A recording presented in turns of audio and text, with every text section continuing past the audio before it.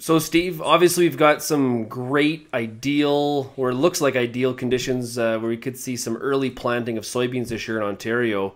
What are some of the considerations with early planting with soybeans? Similar to what we would talk about in corn is that if we're going to be out there planting soybeans early, the primary factor is the soil fit.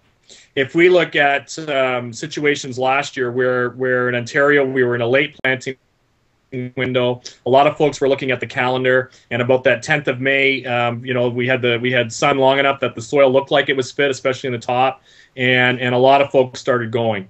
What we ended up seeing was that corn was probably going into less than ideal conditions, and the result of that was that the corn that was planted in that early May period, if the ground was not fit, versus corn that went in the ground even in June, which is traditionally very late, but the soil was fit when it went in the ground, there was a tremendous yield difference between the June planted into the fit ground versus the May into the unfit. Similarly in soybeans, we want to be going into conditions when that soil is fit, that the ground is friable, that we're not trenching it into the soil, so to speak, that we're seeing sidewall smearing in the seed trench. We want to avoid those types of situations completely. The other thing with soybeans is that we'd like to get, ideally, most people will tell you to get up to a day before you go into a real cold, wet spell. That you want to have a day for that seed to acclimatize itself, and then it tends to be off to the races. If we're planting and it turns, there's a front that comes through and it turns cold and wet right away, that's when you might see some issues in terms of germination and uniformity of the emergence or uniformity of the stand.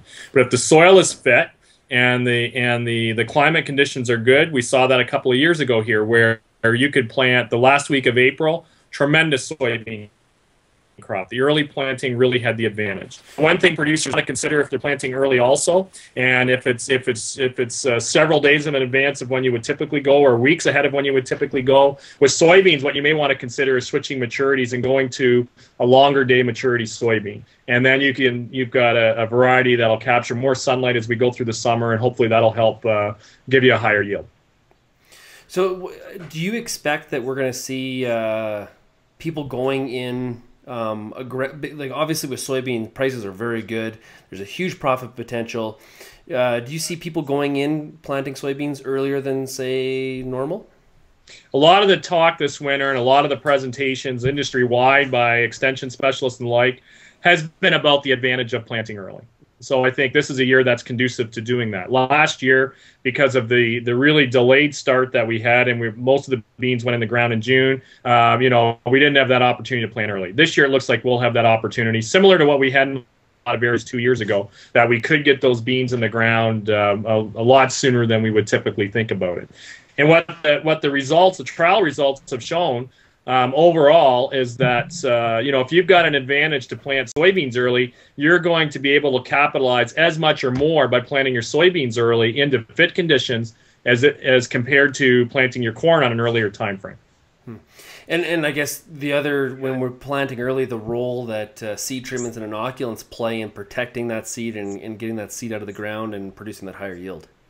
Seed treatments are absolutely critical if we're going to be planting early in case we get into some cooler and wet conditions. So that means base, a fungicide treatment like with an Aper Max. Ideally, we want a Cruiser Max so that we're giving full-scale protection to both insects, soil-borne insects, and soil-borne diseases. And that's going to help us to get to a faster start. And maybe just as importantly, if we've got the seed treatments on there, then don't necessarily need to increase our populations if we're planting earlier because we've got that protection on the seed. Traditionally, without seed treatments or without a large percentage of the acres planted with seed treatments, growers, if they were planting early, would likely increase their population to offset any of the negative aspects that could come from soil-borne diseases or insects. But with the seed treatments we've got today, we really can plant with confidence and expect that we're going to get a good stand. So you mentioned, a lot of the extension specialists mentioning that, there's a huge benefit to planting your beans early. Do you foresee this spring where we could possibly have a situation where people seed corn, move into some beans, move back to corn, or is it still the same premise of where we seed corn and then we get to our beans?